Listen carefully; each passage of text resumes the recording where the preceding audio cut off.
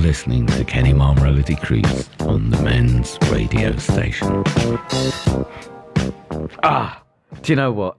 I love that intro so much. Welcome to my first show ever on the men's radio station. I'm super excited and chuffed to be here with Craig. And it's been a bit weird with Craig today because we met for breakfast and you introduced me to Ben. Ben's known as the Naked what? Professor. The Naked Professor Ben. Yeah. And then it's like, okay, so I haven't seen Craig for a while. I like hanging out with Craig. And how do I avoid speaking with Craig about things? Because I want that all to go boom for us to hang out together on the show.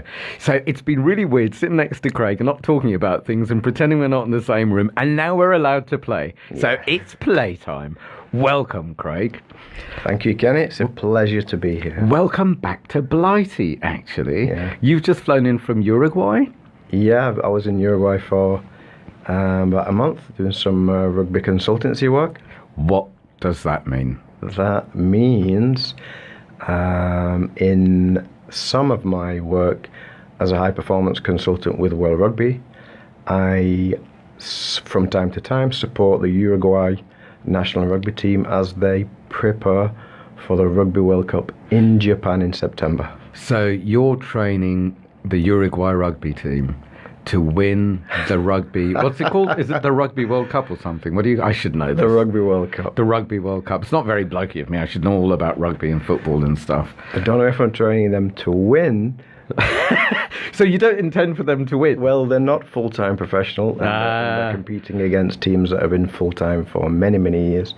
But they've done well to qualify and within reason, they're just trying to prepare the best they can to represent the country, really. Right. And everybody knows they're not going to win it. It'll be difficult for them to win a game, but it's a great experience for me, Kenny, at the opposite end of the scale, because I used to work at the elite end, and now I'm privileged to help teams at, if you like, the opposite end of the scale. So what's the elite end?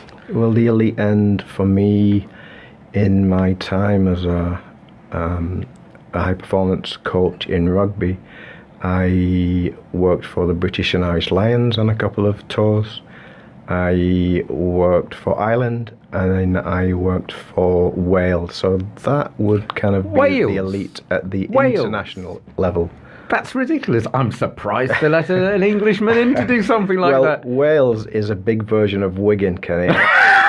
and I'm from Wigan, so... Now we're in trouble. So, do you know what? Enough about that for now. I'll ask you about the smart stuff later, but what I'm really, really interested in, we talked about this earlier on, is what I love about the men's radio station is we get to talk about the stuff that people don't usually talk about. Yeah. When did I die of embarrassment? What are my wounds and what were their gifts and how did I heal them? And the other day I've been doing a lot of interviews with The Guardian recently, and there was a strange one the other day where they wanted to talk about why men don't do yoga. And I asked them if they want to speak to you, actually. And I just thought straight away, Craig's story.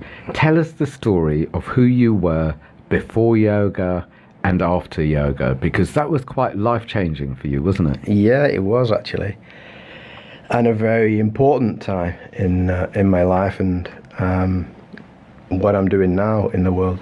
So I was pretty much raised in the world of rugby from, I don't know, I guess, from the day I was born.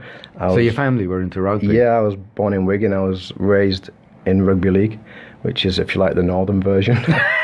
And played in school, played in high school. Always thought I was going to be a professional rugby player. Didn't make it as a professional rugby player, but then kind of went on. And before going on, quick question.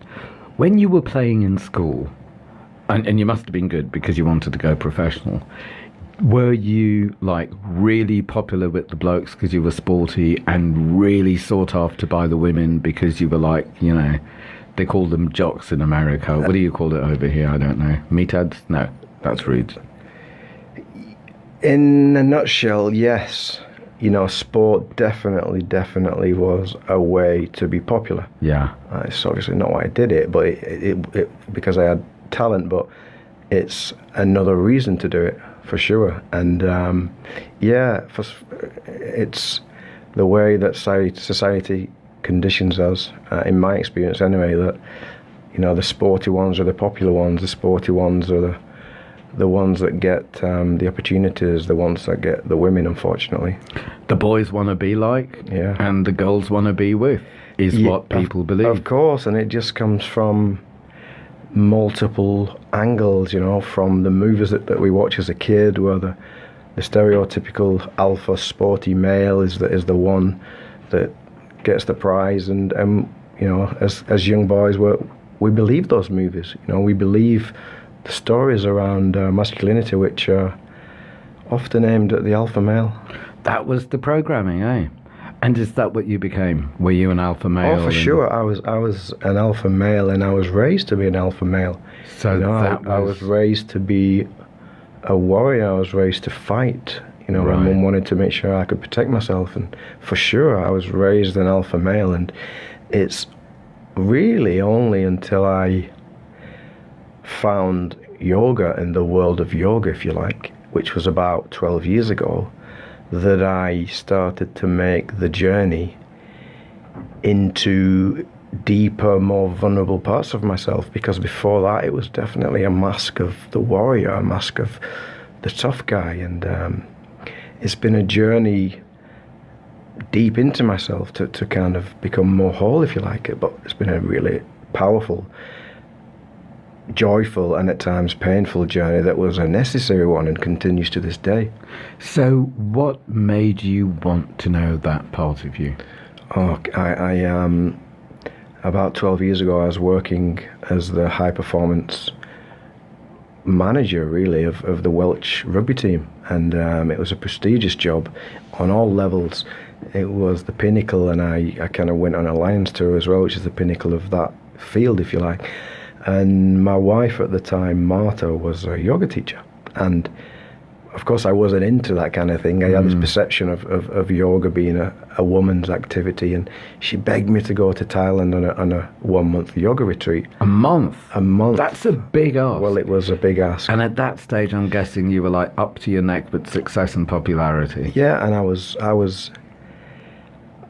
restricted on many levels as well. I was not only in my body, I was restricted. I was muscular, I was stiff, and I was kind of into that kind of the whole weight training, and I had a very fixed mindset, and I went because I loved her, and it was just the most significant month of my life. I reluctantly took myself out of work mode, out of workalism, and is that workaholism. Right? Workaholism. So you were an addict? Yeah, for sure. And and I forced myself into doing yoga twice a day, meditation, breathing exercises, listening to incredible lectures every evening about the laws of the universe and yoga and yin and yang and the connection between our body and the universe. And it just blew my mind, the health aspects of yoga, and it brought up a lot of stuff. And I left Thailand after a month, and I went back into my job with a Welsh rugby team, and I thought I was having a midlife crisis, and I was having some kind of identity crisis. How old were you then? 12 years ago, so I would have been 35. Right. But nobody knew about it because, of course, as men, we don't say anything. The only person that knew about it was my wife, Martha. So it was all internal. And was it that you had no one to speak with, or you didn't know what to say? There's the belief that there's no one to speak with. There's the belief that you don't want to take off the mask of toughness and invincibility. And there's the belief that you'll be shamed if you take that mask off. Yeah. Fortunately, I did have a little bit of a release because I used to cry every night when I went home and my wife saw me crying. Was this before the yoga? It was after the yoga. After the yoga. Yeah. So something in you, broke or opened or came alive or shifted or... It was just, well, initially, there was an initial reaction of, oh my God, this world is vast and there's more to rugby, and wow, what an incredible world, and wow, I'm more than this body and I feel alive. But then after that, when I kind of went back and plunked myself back into the usual environment, there was fear. What if people find out about this? Will they think I'm crazy? What about the money that I earn? can I walk away from that? And it was actually a really, really tough time. But I knew I had to go on this journey inwards, and I had to understand where all my anger came from, and all my short temper and the sadness, and what was that all about. And so suddenly you were feeling. Exactly, I started Since Thailand, you started to feel. Whereas before that, I'd blocked the feeling out with physical training, with activity, with sport, and with the pursuing degrees and master degrees and PhDs, and filling my head up so I didn't have to feel. And it was like doing, successing. Yeah.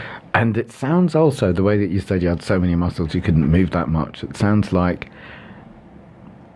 armory. Of course, yeah. I mean, it's a very good point, Kenny, and there's nothing wrong with physical exercise. It's one of my values, and there's nothing at all wrong with the journey that I've been on. But looking back, you know, the armory of physical training, of fitness, of muscles, it was a way to be seen. It was a way to be significant. It gave me significance. And you peaked. Everything that you were programmed with, whether it was from community or media, it sounds like you did it right. For sure, yeah. But it takes a journey to change the story. Right. So I can now look back at my life and have no regrets. It's all incredibly powerful and perfect, and there's gold in the suffering, but at the time it doesn't feel that way. So it sounds like you came back and you had your feet in two different worlds. For sure. Did you do the splits? I did the splits, so yeah. All of a sudden I tapped into a depth of me, a depth of life that I hadn't felt before. And I guess that was what I believed, my first taste of spirit, my first taste of spirituality, and for a number of years I had a tough time because I was on this journey of self-discovery, and I did a whole lot of things that we can talk about in a moment. But for a number of years I was putting certain things, certain aspects of life into the spiritual box. Oh, this is good for me, this will help me to evolve. And I was putting other things into, you can't do that, that's not serving you, that's not spiritual. And crazily, I was putting sport, which had been my life, into the non-spiritual box, and I was avoiding sport, and I was defriending people on Facebook that were sports friends, and I stopped watching sport on TV, and I didn't take any sports work on, and I was gladly taking on some of the other work around yoga and meditation. And so you started training people in yoga and meditation? I became a yoga teacher and a meditation teacher, and I was teaching, and I was also teaching in yoga schools. And so you really took it on board? Of course, yeah. And it sounds like you went from totally masculine, muscular practices to the other extreme, from well yang to yinalicious. Yeah, to the other extreme, to yoga, to meditation, to dance. I'd never danced really in my life, and all of a sudden I'm moving and flowing and feeling deeper into that side of myself. And how did people relate to you? Because people must have known one you, and it's like, who is this guy? Is it an imposter that's moved into his body or something? Well, I was still wearing a mask. I was still wearing a spiritual mask, and because I was wearing that spiritual mask and avoiding the normal people in my life, I kind of didn't know what they thought of me. It's almost as if I was avoiding that world. So I was safe in the yoga and meditation world. So you went from demonizing one and getting to the other, to the opposite of that. Of course. And it kind of feels like you're going to say, and then you brought them together. And then I brought them together. Go on, tell us about that bit. Well, after the journey that I'd been on since I left my job in Wales, which consisted of travel around the world, yoga, meditation, plant medicine, silent retreats for 10 days, fasting retreats, seeing coaches, seeing therapists. So you stripped yourself right Of course. back.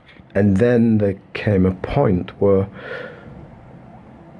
it was actually with some work that I'd done with a couple of coaches, and you were one of them, Kenny, and also some work that I did with a guy called John DiMartini, and I heard him tell a story of a lady that was complaining that her father wasn't spiritual. Her husband wasn't spiritual, and she thought the marriage was at risk because she was spiritual and he wasn't spiritual. And to cut a long story short, this guy, this human behavioral specialist, John DiMartini, said, well, what makes you spiritual? And she said, well, I do my yoga, I do my meditation, I light my incense, I chant, I say my prayers, I'm a vegan. I said, okay, so you define that as spirituality. What does your husband do? Oh, man, he's just on his laptop all day. Does he have a business? Yeah. How many people does he employ? 3,000. Does he love his business? Oh man, sometimes he loves his business more than me. How many people does he? How many wives and girlfriends are involved? Oh, quite a few. How many of these families have children? Quite a few. Oh, and your husband indirectly funds their lives to pay for them to go to school and so on and so on. And the penny dropped, and she realised that her husband was spiritual in a different way. And I thought, wow, the penny's dropped for me. Yeah. Everything's sacred. It's just the intention behind it that determines the flow of it and whether you want to engage in it. So I realised that sport has been such an incredible blessing in my life, and now I joyfully work again within professional rugby in a different way. You know, I'm doing what I was doing before. There's a lot of emphasis on the physical training, but now I'm also involved in the cultural side of the game, in terms of mental recovery, and really getting in touch with the values and the essence of how a team want to prepare and what playing rugby means to them. So it's totally different, and now my life is more balanced, because as well as a rugby work, I also do men's work, and I work as a men's life coach, and I facilitate a men's retreat called Men Without Masks, which is an incredible journey where men come together and we spend 5 days together when we discuss life, and we discuss our gifts and our fears and our challenges, and the outcome is absolutely incredible. And I'm so blessed to be able to work with men in two different ways. One with sport as the medium for transformation, and the other one with men's groups and coaching as the medium for transformation. It's a wonderful place where I am. And the way that you have met yourself and know yourself in these extreme places would surely allow you to meet men where they are, whether they're coming from masculine or feminine perspectives, whether they're more with the yang aspects or the yin aspects, or if they're... Who do you attract? Like, who is this for? And who do you find benefits the most from Men Without Masks? Wow. That is a question that is not so easy to ask, in the sense of it doesn't attract a specific type of man, you know, and that's actually the gold in it. That's why it's so powerful. Right. Within a retreat, 14 of us. If I cast my mind back to the last one, you know, we've got a guy into property development, we've got a yoga teacher, we've got a fitness trainer, we've got an ex-rugby player, we've got a builder, we've got an artist, we've got a farmer from Scotland, we've got a 64-year-old guy who's retired, we've got a 70-year-old guy that's had a double stroke. It's such a unique environment that you don't get anywhere else. What do they have in common? Are they all looking for something or outgrown something? Because I'd say with most of the men who come to my men's group, sadly, one of the main things that they ask themselves is, what's wrong with me? Or how can I do me better? And to me, that means that they've outgrown their lives. They want to be more, but they don't realize that. They feel they should do better, which is very boy-like. But what they come with is, I've outgrown my life. And what they leave with is, rather than being able to do themselves better, they know who they are. They have boundaries. They exist as men, and they can take part with life from a very different place. Is it similar? Do they have this similar stage? It is similar. However, when I cast my mind back over the last few years of doing retreats, for sure, the common denominator is that men are looking for brotherhood. Yeah. They're looking for a connection with a group of men, which is missing in society, which it never used to be in tribal times. Yeah. And I believe also that every man in the retreat, in the circle, is also looking for a piece of wisdom from every other man. To learn from everyone else's experience. And also a little bit of fathering, because there's a sense of accountability that comes with the men's groups, and it's almost as if the father energy that was probably missing from the life, because that's the norm now in society. Yeah. They get it in a 5-day retreat. It's really weird how in the groups, probably more than with private clients, is most men have father issues, whether they realise it or not, or it could be authority issues or boarding school issues, but there's that masculine kind of rock to hold them safe. Yeah. And this was the next question I was going to ask you, and it's from two places. Hold them safe as they let go of who they were and grow into who they don't know, whoever it is they're growing into. So it's almost like, who do I no longer need to be to make space for who I am to emerge? So I wonder whether you went through that, maybe even during the yoga retreat, opening up. And I know for me, I was too scared to let go, because if I start crying, I might not stop. If I open my mind anymore and think, then I may go bonkers, because there's so much. And I was scared. I was on my own and I was scared. And my control was killing me. And I was dying to come alive. But it's that transition. And I find it so important for a male energy to just be there, not save, not fix, not lead the way, hold the space, ask the right questions. Well, you tell me, you put it in your words. How does it work? How was it for you? And how do you pass it on? The key, Kenny, and you touched on it a couple of times there, the key is safety. There's no, in my journey, in the work that I've done with men, there isn't any transformation, there isn't any new learnings, there isn't any cathartic release, there isn't a deeper journey into the awareness of who they are behind the mask without safety. So on my path, whenever I felt safe, that's allowed me to really let go of who I thought I was. And sometimes that is in the form of tears, and sometimes it's in the form of anger, sometimes it's in the form of joy, sometimes it's in the form of just a deep knowing or a peak experience in a meditation. But it has to be underpinned by safety. And I felt safe at key times in the relationship that I had with my ex-wife, in another relationship. So relationship is a very important aspect to growth for men if they feel safe. I've done a lot of retreats, and when I've felt safe, I've let go. I've worked with coaches and therapists, and when I've felt safe, I've let go. So in my 5-day retreats, the first day is all about safety. Right. Without safety, there's no growth. There's no release. So, and men, because they have been raised predominantly by the energy of women, and that is beautiful. It's not a negative. It's actually the lack of father that's a problem. But because we've been raised predominantly by women, and we've been raised to look in the world and look at other men through the lens of women, we often don't trust other men. Do you find that a lot of men are there and they don't quite know how to hang out or trust? Or the shift between the circle on day 1 and the circle on day 5 is incredible. And do you know what I love after the shift is it's normal. They're alive again. They're connected again. They are one off rather than on the outside putting on a good show, thinking, and you touched on this with yourself earlier, am I going to be found out? It's like the imposter syndrome. But to be who they are, who they truly are, and allow that to change rather than who they think they should be. And with all this think they should be is and act. If this is what I think I should be, or this is what they want, then I'll be like this.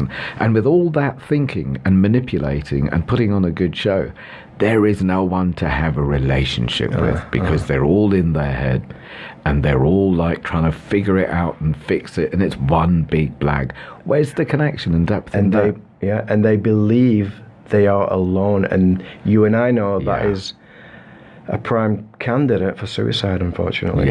So coming together as men, and we both do men's group, for me it's incredible. And now I even direct a lot of my potential clients towards the retreat, because I really believe that men's groups, men's retreats, it's the equivalent of 6 months coaching. It's so intense and powerful. I'll tell you about my bad business practice, which I think is quite similar to what you say, is I love working with blokes one-on-one. I won't do it for too long, because there's no need to do it for too long. And rather than keeping them addicted to me and therefore having repeat business, it gets to a time where I say maybe try a group, because then it's out of us and the room and into a group as a stepping stone into life, so they know who they are with other people, and then it's into the world. And what needs to come into our world right now, it's the commercial break.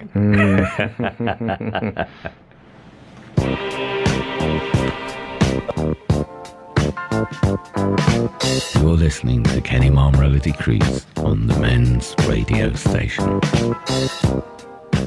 Hello, I'm Lawrence Davis. I'm the proud owner of Stoughton Cigars in Mayfair and Knightsbridge.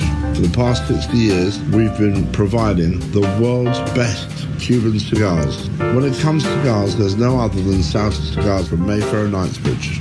We at Stoutons would like to wish Men's Radio Station every support in their task for helping men's emotional and mental well-being. Check them out. Men's Radio Station, where men really talk. Your call is important to us. You are now number 15 in a queue. At Profile Insurance Services, we treat people as individuals. You'll speak to a real person, not a call centre. We're fast, small, independent, and have a superb team of insurance specialists. And they're really nice too. Advice is totally free, and we cover everything. Call 0208 931 3306. Listeners to Men's Radio Station won't pay a penny for admin fees. That's 0208 931 3306. With Profile Insurance Services, you're covered. Let me tell you about Jermyn Street Theatre. We are the smallest theatre in the West End, only 70 seats. We are a registered charity and not grant-aided, run by a small team of volunteers and trustees. Jermyn Street Theatre is a hidden gem. It combines the comfort and convenience of the West End with the intimacy of a studio. Every seat has a perfect view of the stage, and even a whisper is audible. This is a secret theatre in the heart of the West End, once found, never forgotten. Slick 50 Barbershop is in West Cliff-on-Sea, Essex. Elaine, specialist in retro haircuts, has been trading since 1987. Music and lifestyle are her inspiration. You can also purchase merchandise and Toot Sweet pomade. The shop is open Tuesday, Thursday, Friday and Saturday. Please call 01702 390 916 to book your haircut. Visit barbershoprockabilly.co.uk, Slick 50 Barbershop on Instagram. Gracias. Not ready for making tax digital? Struggling to keep up with changes? Or do you simply need a friendly and reliable face to handle your accounting needs? With over 20 years of experience, BBK Partnership in 5 London areas provide personal advice, and all our partners are readily available in person and by phone at times that suit you. Give BBK a call today, 0208 216 2520, or visit our website, bbkca.com.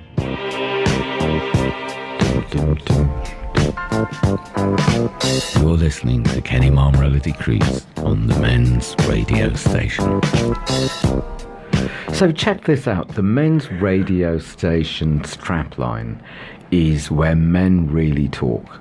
And I think that's cool. But, you know, one of the most important things I'd say we do on the station, and one of the things that you seem to do with the Men Without Masks, and I'm interested if you do this with the professional sports stuff, is you listen, and a man needs to be heard rather than, I don't know, fixed or upstaged or laughed at or bought another drink or whatever. Really, really to be sat with. And to, a cheap line that I use is for things to be named, not blamed or shamed, but name it and it can set you free. Before the ads, we were talking about suicide.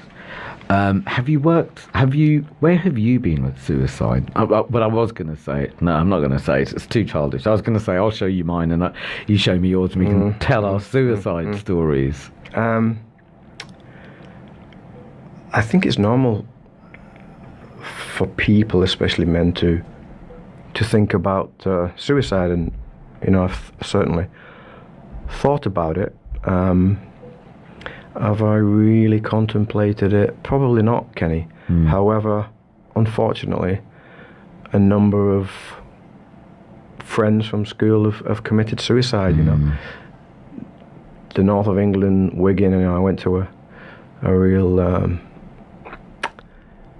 if you like, tough school, and looking back, there's a lot of people in that school that committed suicide, and quite a few of them my friends, and also I know of quite a few people that have committed suicide in rugby as well. So I've not really been to hell myself in relation to wanting to commit suicide, but it's definitely a driver for me to continue helping men, just because of the suicides that we see every day, and people that I know that were quite close to me. And it's a thing that I feel these days people either can really talk about or deny. And it's been very strange for me to realise how much I denied it for a lot of my life. It's only in the last couple of years that I remembered, as a very young child, I thought if I wasn't alive, then maybe my mother, father and brother would have a better chance, because we were, from refugee camp and very poor and whatever. And it was kind of life or death. And the only other time that I've thought about it, strangely enough, is on the underground, overwhelmed, thinking, how am I going to pay my bills? Or someone's angry at me, or, stupid things. And I realised that if I keep trying to fix things with my head, and I think it's a very young man kind of boy thing to do, is fix everything with my head. And if I carry on thinking, then what I'm really looking for is to be in control, to not be humiliated, to not be abandoned, to put on a good show, to not let anyone down, to not cause pain, and to take away everyone's pain. Now, that's very little boy thinking. And I realised that if I carry on thinking this way, then the only outcome for me would be suicide. Because if I remove myself from the situation, and this is just purely logical, it's got nothing to do with reality. If I remove myself from the situation, then that's the next best thing of controlling everything.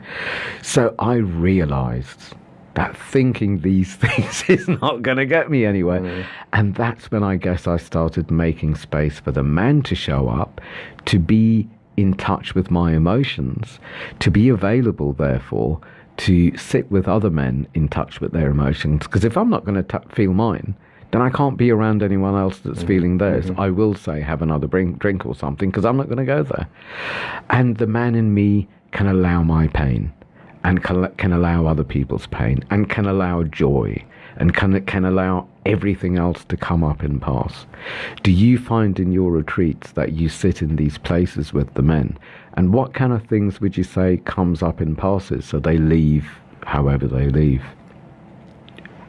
Touching on the topic of suicide, as we were discussing and relating that to the Men Without Masks retreats, for sure there's a lot of evidence in the work that I've done in those retreats of guys with a story around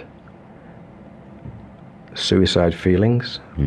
There can be guys on the odd occasion that may have really contemplated suicide, but without a doubt the same guys, when they felt incredibly safe in the retreat and they've let go of what they may have been holding on to for 20, 30 years,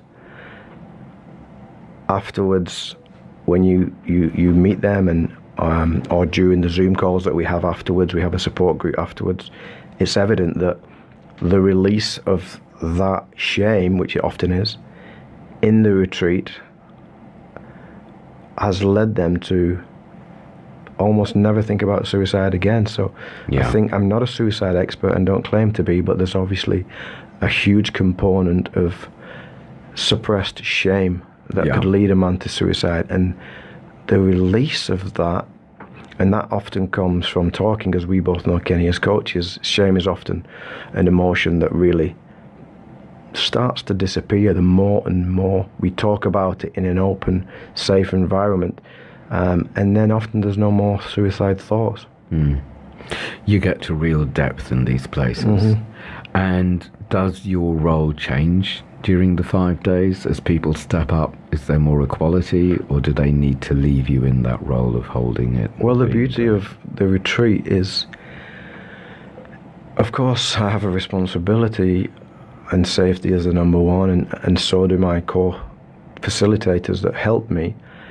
Yet there's just an incredible bond in the group, and in many cases, if not most cases, the strength of the group, the integrity of the group, the trust within the group holds any man that requires the need to be held. There's just a power within the group, and that's one of the reasons that I personally prefer to facilitate group retreats, because together, it's a cliche, but together we are stronger. As men together, we are much stronger. It feels like the natural state.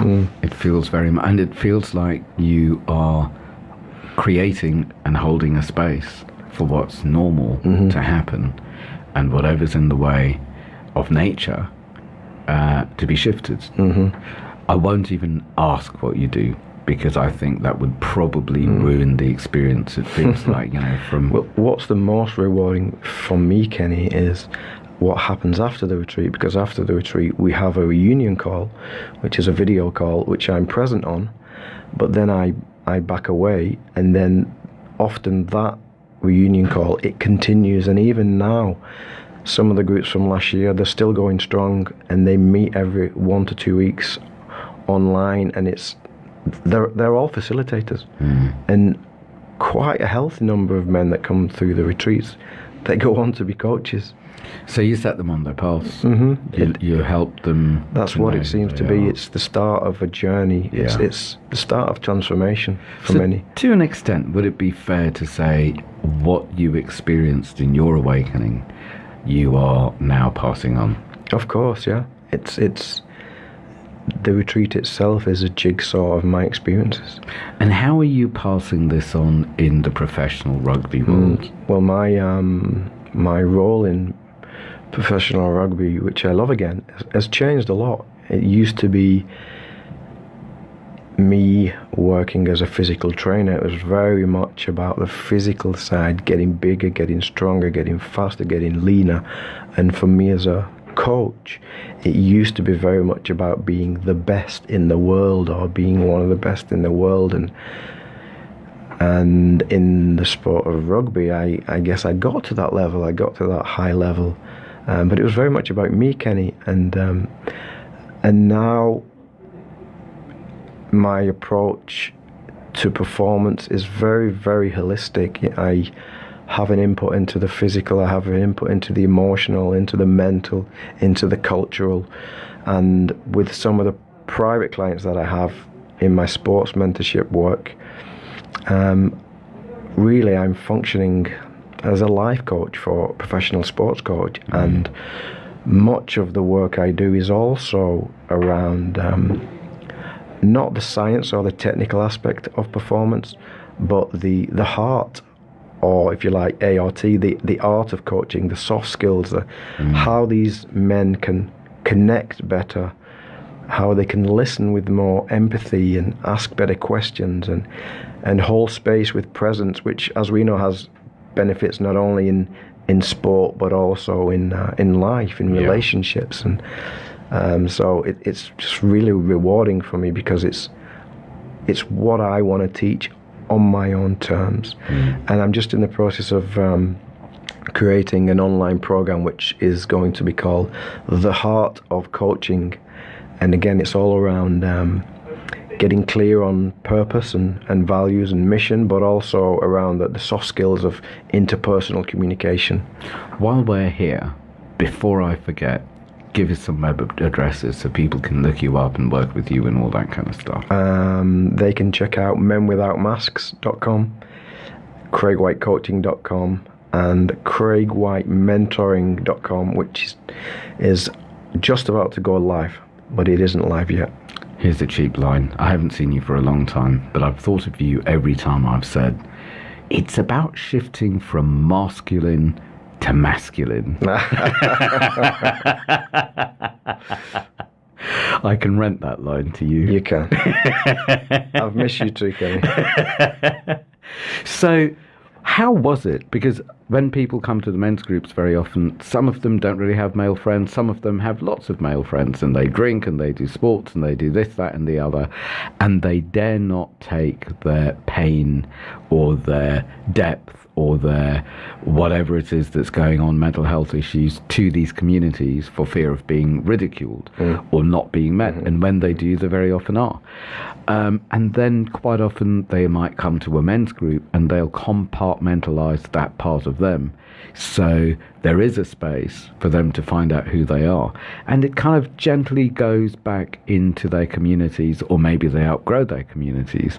I wonder how it was for you, being the masculine young bloke, and then at the top of your game, leaving the industry, however long for, and then coming back differently. How were you accepted, and what do you bring that's different? Is there a now that you're back a more whole man, what can you offer that you didn't offer before? Well, firstly, Kenny, before I could bring anything back into the community of men or the community of rugby, I had a lot of work to do. You know, I went on a journey, and it was an intense journey, and it was a journey inwards, and you know, I believed that I had a responsibility to sort my shit out.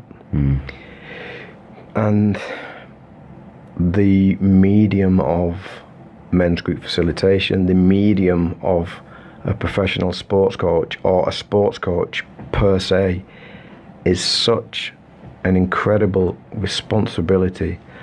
And part of my mission within my sports work is to teach and mentor coaches to realize that, and mentor them to realize that everything that comes out of their mouth, everything that they do, their behavior around the athletes that they work with, is modeling something.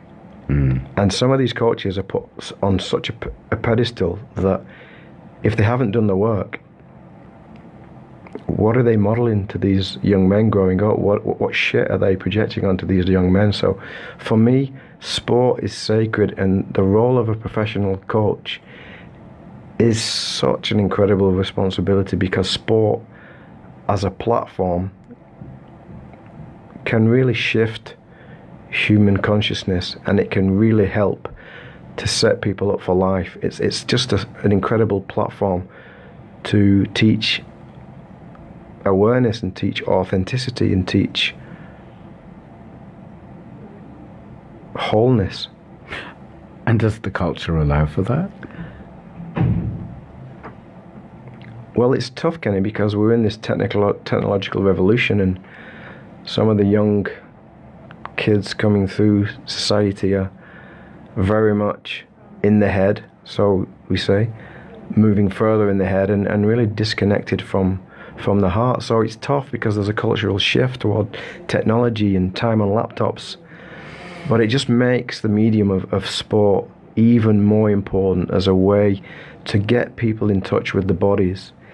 You know, our emotional intelligence, our awareness of feelings lives inside our physical body. So sport is such a medium to get in touch with that. And the medium of coaching is just an incredible responsibility. So can you put that principle to the journey that you had when the movement, the stretching, the opening up of the muscled armor changed you? Because that on its own, from your physical to your mental to your emotional to your spiritual, to those that haven't done it, might be very, very scary. It's all about intention. In terms of physical movement, physical exercise, you know, anything that involves moving the body and working the body or training the body, sport. There are quite a number of people in the world, I would say, that use it as a way to distract themselves, use it as a way to not have to connect with the feelings and emotions, and it's a way to kind of put a lid on what's really going on inside. However, just with a simple flick of intention, it can help them to get in touch with themselves again. For example, I used to train physically to just feel pain. You know, it was a... So you were feeling something, but I was feeling something, but I was feeling pain. And then when I shifted the intention to one of love, oh wow, I'm going to actually move my body now. I'm going to really be present with the way my body feels. If I'm running, I'm going to feel how I'm running. If I'm doing a weightlifting exercise, I'm going to feel that. It's just a shift of intention that can really... I mean, it's meditation, Kenny. It sounds like what you're saying is previously you did it to avoid the present. Of course. And now you're doing it to be in the present. And movement is meditation. Yeah. Weightlifting can be meditation. It just depends where your awareness goes. Yeah. I love the way I remembered a patch in my life where I realized a couple of things and I was absolutely enraged. And I had no idea where to put it. I didn't want to wield it in an unruly way and then have to do all the Hail Marys after to kind of, you know, keep myself out of hell. And that's when I really went to the gym, and my God, did I push some weights. And it had nothing to do with sport. It had nothing to do with exercise. It had nothing to do with self-worth. I just had a lot of shit in me that needed to come out. And I expressed myself through that, and it felt so liberating. Yeah. And that anger and rage that I had was raw, creative energy. That I chose not to eat me away anymore. I chose not to hold on to, you know, there's that line about being angry at someone is like drinking the poison and expecting them to die. Yeah, of course. No, I'd rather push some weights and get gorgeous instead. Yeah. And it really, really shifted things for me. But you're kind of saying the other side, where you opened up, and emotionally as you opened, from what you said, tears flowed. What, were you much of a crier before, or was this quite a new thing? No, I wasn't a crier at all. In fact, I was taught not to cry. You know, I was taught to bottle it up. I was taught to keep it inside. So how did you take the lid off? A lot of men don't know how to start, and they're dying to cry. Because I put myself into some situations where I felt safe. I felt really, really safe. Sometimes I would spend time in a yoga community and I would make friends and connections and talk about things with these people that I'd never spoke about in my life, you know. Rugby served me well, but a lot of the time in my younger days, the conversation is very superficial. So you needed more depth. So I needed more depth. So I needed to connect with people with more depth, feel safe around them, and then the release comes, you know. What's coming up for you? What are your plans? How long in the UK for? What's brewing? What's making you excited? And what's freaking you out? I'm in the UK for another 3 weeks. We've got a Men Without Masks retreat on the 20th of March, which is full. Full. We have another one in June and another one in November. Right. Next year we're gonna facilitate more retreats. Great. There's going to be a retreat in the States. We're looking to do a couple of retreats, but with a different slant. It's going to be more of a leadership retreat, which will be the next level on from Men Without Masks, called The King, and we're looking to do 2 of those in Iceland. Whoa. Yeah. Didn't you do something with the archetypes as well? Yeah, the retreats is a journey through the archetypes. Oh, really? Yeah, the retreats Nice. is a journey through the lover archetype, which is about connection and feelings and having a healthy relationship with sadness. And the warrior's about courage and determination and getting shit done with energy and loyalty to your mission.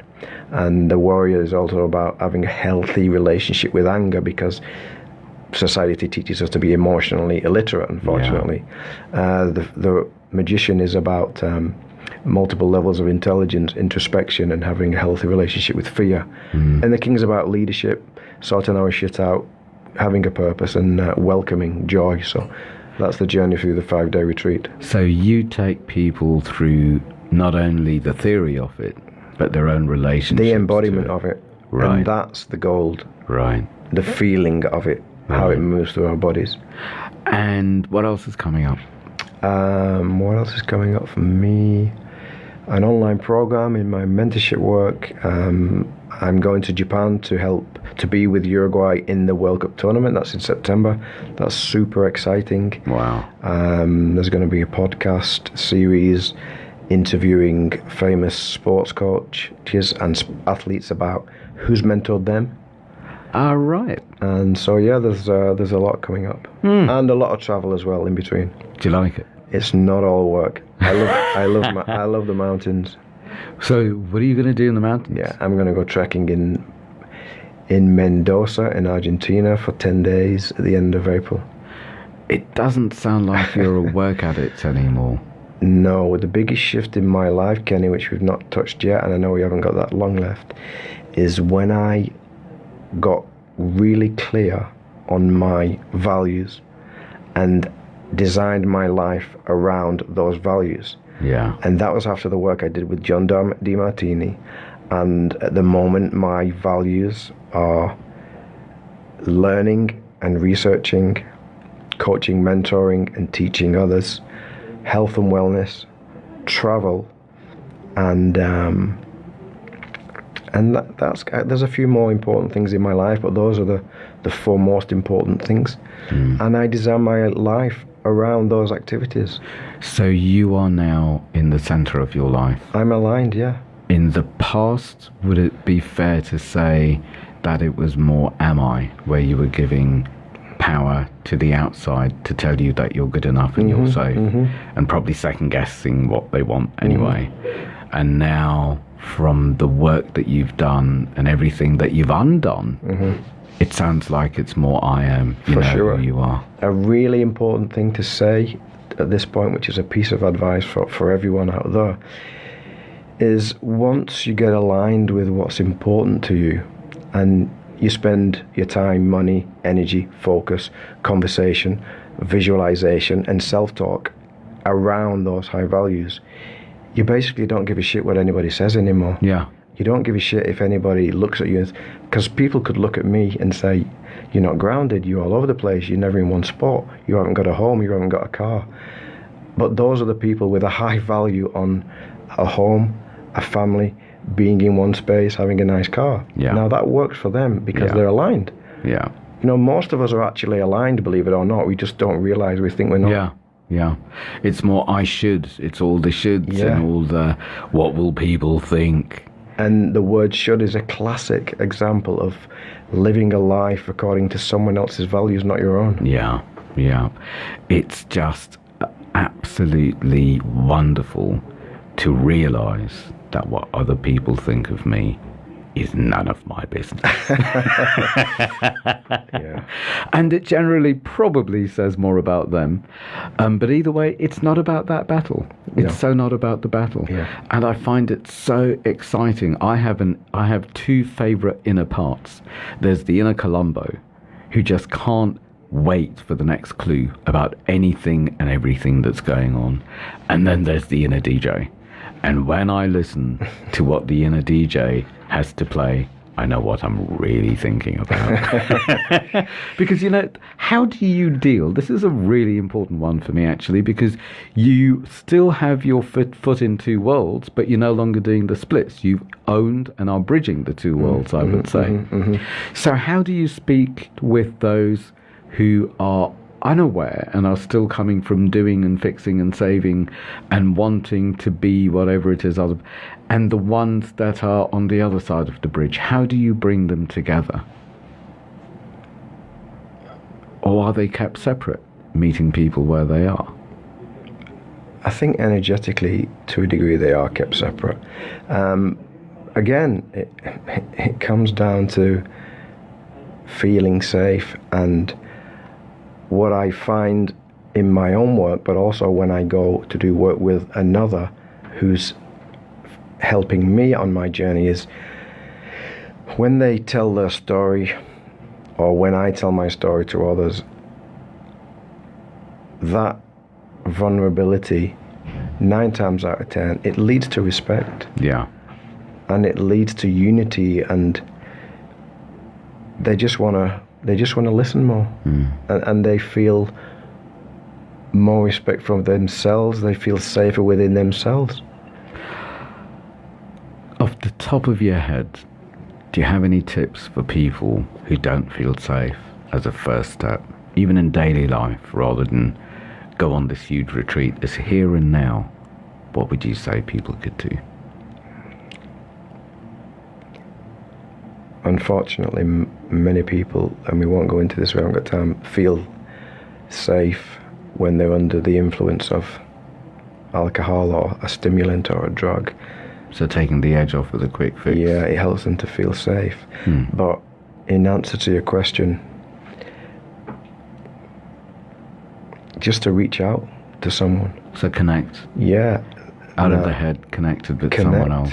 Connect with someone else. And does it matter how? I mean, I wonder whether you're saying connect and tell them what's going on, or connect and tell them a joke, as long as they're connected. As long as they're connecting, because over time, if they keep connecting, they will feel safe. And in today's world, the connection could come from social media, it could come from online men's circles, it could come from a person in the street, it could come from a telephone call, it could come from the poor, a person in the shop, unsuspecting granny on the park bench minding her own Of business course. who's going to get her ear chewed off. Yeah. Yeah, for sure. We've covered a lot. We certainly have. And I'm so chuffed that you've turned out good. And I'm chuffed that I know you and we get to hang out. Yeah. And I love that you have been on this journey. You have the courage to share the journey.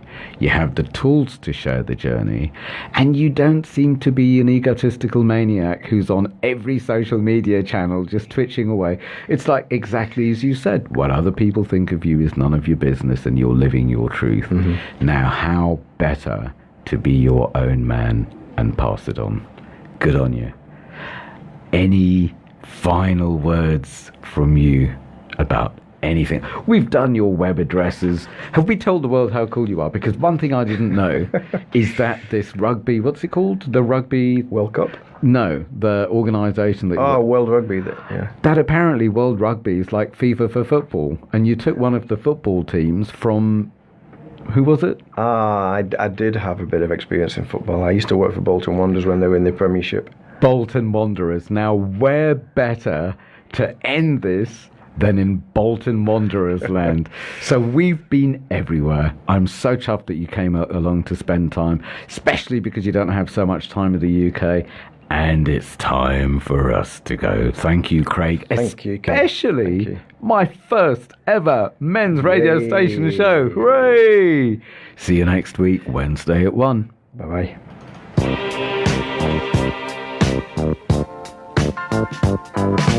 You're listening to Kenny Marmorality Crease on the men's radio station.